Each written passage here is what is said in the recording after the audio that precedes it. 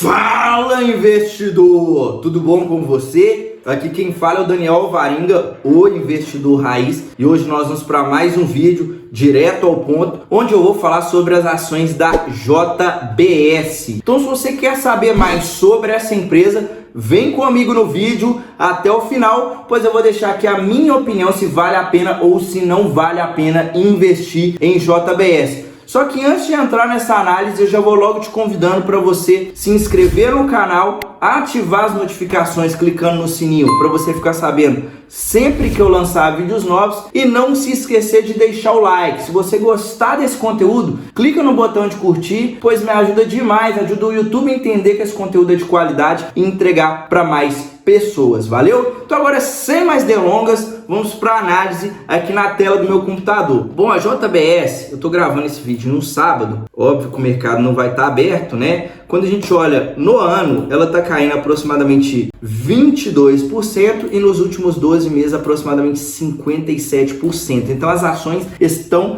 derretendo. Olha isso aqui, é uma ladeira abaixo. Deixa aqui para mim nos comentários o que você acha das ações da JBS. É uma oportunidade nesse preço ou JBS é cilada? Comenta aqui que eu quero saber a sua opinião. Entrando aqui nos destaques do ano de 2022 e do quarto trimestre da JBS, eu vou comentar um pouquinho aqui, né? Tem a parte que ela fez algumas aquisições para ela poder aumentar a diversificação do seu portfólio, né? Ela tem várias proteínas aqui dentro do seu portfólio, então quanto mais diversificado, realmente melhor. Ela informou aqui que pagou bastante dividendo, que recomprou ações, então ela vem fazendo a sua parte aqui para gerar valor para o seu acionista e ter uma operação mais resiliente. Quando a gente entra aqui nos destaques financeiros, que eu gostaria de ressaltar, que muita gente que está investindo realmente está preocupado, o que está acontecendo com a JBS? Olha, o grosso da receita e do EBITDA da JBS vem de uma operação na América do Norte, que é uma operação de proteína bovina. Então, basicamente, ela compra o arroba do boi, compra o boi, faz os abates lá e tudo mais e vai vendendo as carnes lá para quem vai distribuir na ponta. E aí, o que ocorre é, ela estava comprando barato o boi e vendendo caro. Hoje, né, no ano de 2022 e atualmente, a dinâmica do mercado está bem diferente. Ela está pagando mais caro no boi e vendendo mais barato para o distribuidor. Então, o que está acontecendo, olha só, a margem no ano de 2022 foi 9,4. Se a gente pegar o último trimestre, essa margem EBITDA já caiu para 3,6. Então, assim, a margem derreteu. Se a gente pegar no ano de 2022, o EBITDA caiu 55,8%.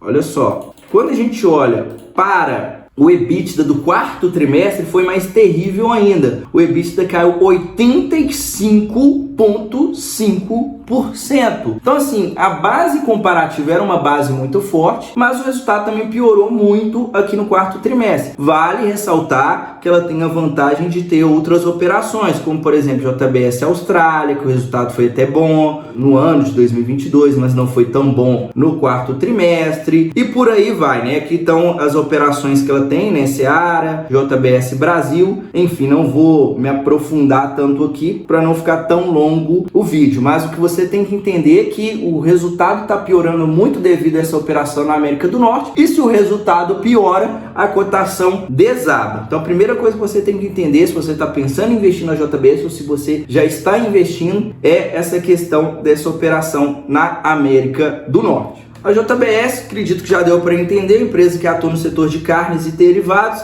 O seu código de negociação é JBSS3, então ela só tem ações ordinárias e ela tem um tag along de 100%. Entrando aqui na posição acionária, eu deixei aqui em amarelo, tem uns pontos de atenção, né? O BNDES, ele tem participação na empresa e JF Investimentos é uma holding ali da família do Joesley, né? Então tem que estar sabendo que a governança é meio duvidosa, né? Se você pesquisar no Google ou se você tem uma memória um pouco boa, você vai lembrar que já tiveram aqui alguns escândalos envolvendo a família Joesley. A gente consegue ver também que o free float, aproximadamente 30% do capital, está aberto a mercado. Entrando aqui um pouco do portfólio da JBS, a gente consegue ver, conforme eles falaram, eles têm várias marcas, vários tipos de proteína e atendem várias regiões. Isso aqui é bom por quê? Porque não fica refém de uma coisa só. A Marfrig, por exemplo, agora ela começou a diversificar, ela fez a aquisição lá da Brasil Foods, mas ela era toda voltada para a proteína bovina. Aí acontece algo que nem aconteceu no ano de 2022, com a operação lá de bovinos nos Estados Unidos, acaba esmagando o resultado da empresa. Então, uma empresa que tem uma receita mais diversificada, em várias proteínas, em várias localizações, tende a fazer com que o negócio seja mais resiliente, tá? Então, isso aqui é um ponto positivo em relação à estratégia da empresa. Agora eu vou entrar aqui nos principais indicadores da JBS. Conforme eu sempre digo nos meus vídeos, não existe nenhuma regra fixa com base em nenhum indicador, mas eu sempre passo um parâmetro para ficar mais fácil para você entender a minha análise, e eu sempre trago os indicadores mais adequados para aquela empresa que eu estou analisando. Só que antes de entrar nessa análise, eu tenho um recado muito importante para você que quer acelerar os seus resultados numa liberdade financeira. Se você tem uma carteira de investimentos, ou se você está começando agora, ou já tem um bom tempo que investe, mas está insatisfeito com o retorno da sua carteira, ou já está com uma performance ok, mas quer melhorar ainda mais essa performance para você ter uma rentabilidade melhor, ter uma valorização maior do seu patrimônio, receber mais dividendos, eu vou te convidar para o meu programa de consultoria. Dentro desse programa, eu definitivamente pego na sua mão e te ajudo a atingir seus resultados mais rápido, porque eu vou fazer uma análise da sua carteira de investimentos e vou te entregar uma nova carteira totalmente personalizada. É uma carteira que vai de acordo com o seu perfil de investidor, de acordo com os seus objetivos e de acordo com a sua realidade. A única coisa que você vai precisar fazer é dar um Ctrl+C, Ctrl+V nessa carteira e colocar o dinheiro para trabalhar. Então, se você tem interesse, é só você clicar no primeiro link que vai aparecer na descrição desse vídeo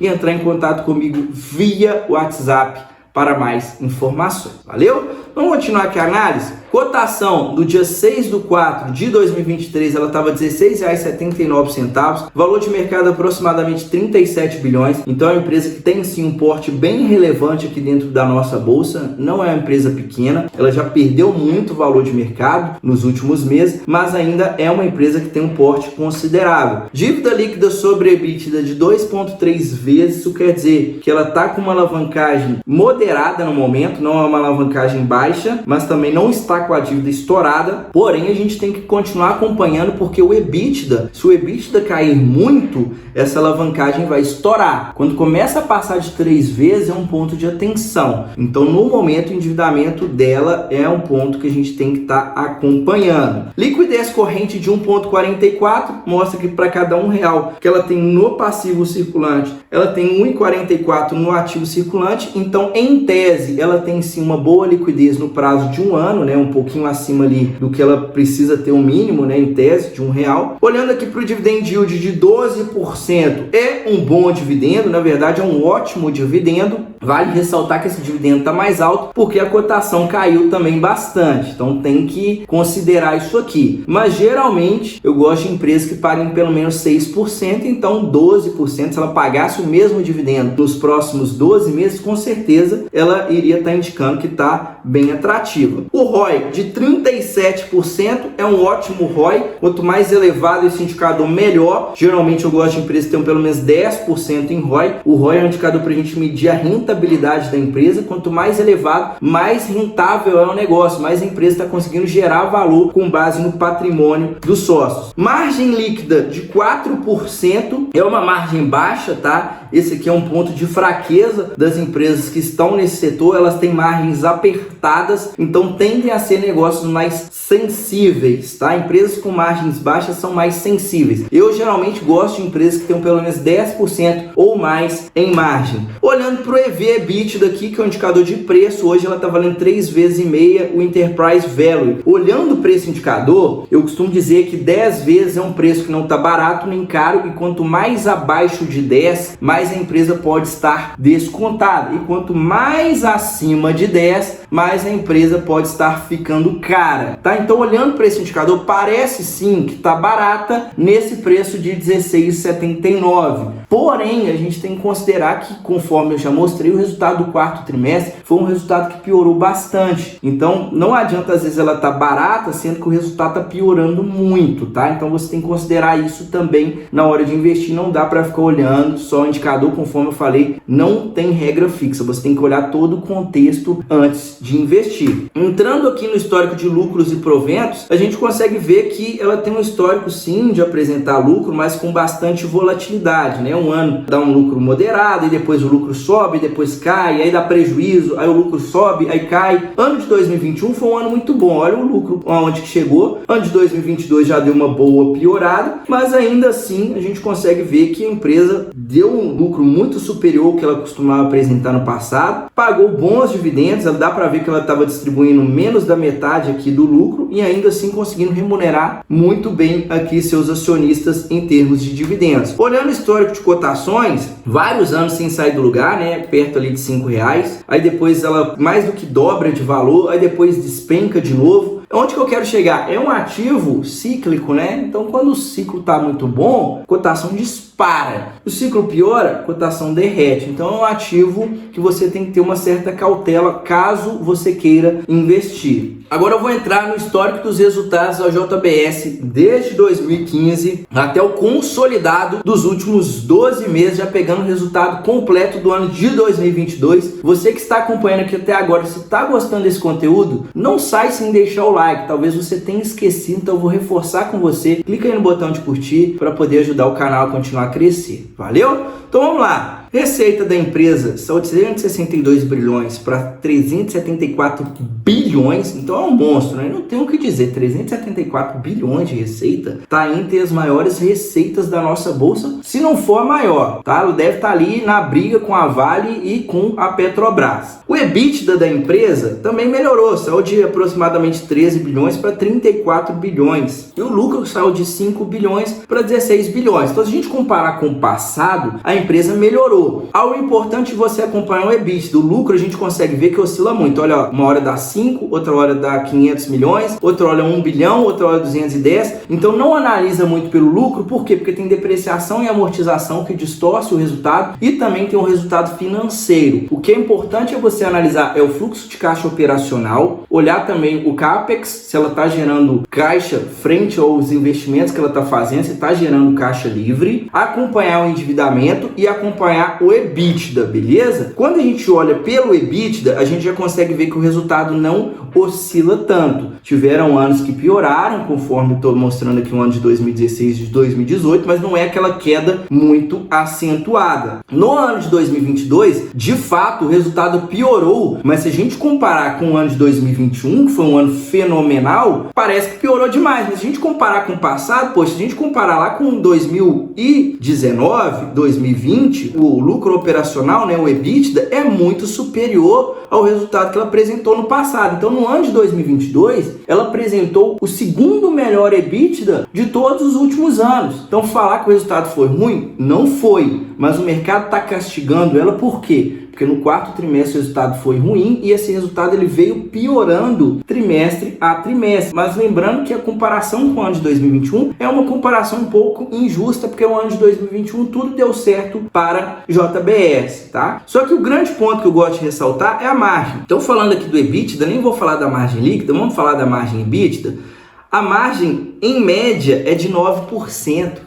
Então a margem EBITDA de 9% é uma margem baixa, tá? Geralmente eu gosto que a empresa ela tenha ali, quando a gente está falando de margem EBITDA, pelo menos 15%. Então assim, uma empresa que tem uma margem em média 9% e um endividamento que não é baixo, né? A gente consegue ver que a dívida líquida da empresa, olha só, vem sempre crescendo e agora está em 78 bilhões. Então o que ocorre, né? Que mesmo com o resultado financeiro tendo distorção, uma parte ela vai ter que pagar em juros. E a gente está em um momento de taxa de juros alta. Então é complicado para esse tipo de empresa, né? A empresa já tem um operacional que tem que vender muito para ter um retorno pequeno frente a essas vendas e ainda vem o resultado financeiro comendo uma boa parte desse lucro operacional. Então, principalmente nesse momento de taxa de juros mais alta, esse tipo de empresa tende a sofrer bastante. Então, qual que é a minha opinião aqui sobre a JBS? Olha, falando aqui de resultado, olhando com bastante calma, não foi um resultado de tudo ruim no ano de 2022. No quarto trimestre foi bem ruim, mas no ano não foi de tudo ruim. Você tem que acompanhar para entender o que vai acontecer, o que deve se esperar para o ano de 2023. Lembrando aqui também, conforme eu falei, a margem é baixa, o mercado é mais cíclico, então eu sugiro, se você é conservador, se você está começando na bolsa, não investe nesse tipo de ativo. Esse tipo de ativo é um ativo para você potencializar o retorno da sua carteira, pois realmente quando dá certo ela valoriza muito, paga muito dividendo, ela vai ter sim períodos de grandes altas, de pagar muitos dividendos, conforme foi no ano de 2021, mas você tem que saber muito bem o que você está fazendo. É um ativo que você tem que acompanhar de perto, você tem que ter paciência, você tem que ser muito frio, porque às vezes a cotação vai desabar mais de 50%. Se você não sabe o que você está fazendo, a chance é a seguinte, que você vai comprar na alta e vender na baixa. Então, em resumo, não é ativo para amadores. Se você não tem as manhas, não entra não. Eu particularmente evito, empresas com margens muito baixas, mas se você investir com bastante cautela, souber o que você está fazendo, é um ativo que dá sim para colocar em carteira, você sabendo aí os riscos que você está correndo, beleza? Então minha opinião é essa. Se você gostou dessa análise, compartilha com seu amigo que está ali pensando em comprar JBS, ou que está desesperado com a queda das ações. Eu vejo nesse preço que pode estar barato, mas se o resultado continuar piorando, é um barato que pode ficar caro, beleza? Então a gente se vê no próximo vídeo. Até a próxima. Tchau, tchau.